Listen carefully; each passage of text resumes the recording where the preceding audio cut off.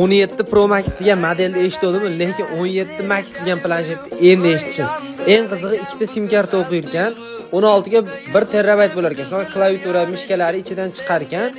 Oldindan to'lovsiz shu narsani olsangiz bo'ladi. Naqd pulga hozir narxi xullas qancha ham chiqadi, 1 million qancha ham chiqadi.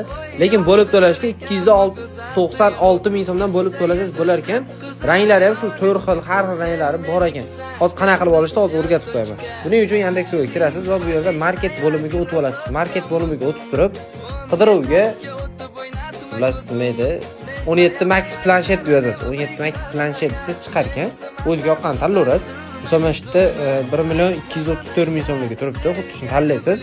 Tanlab turib, keyin savatni ichiga qo'shasiz. Savatga qo'shib turib, savatni ichiga kirib olib, promokod degan joyga lozim tilida registrasiyani bitta bossangiz, narxi shunchaga tushadi. Keyin bo'lib to'lashga ham bemalol olsangiz bo'ladi mana. 296 ming so'mdan tushyapti. Mazza.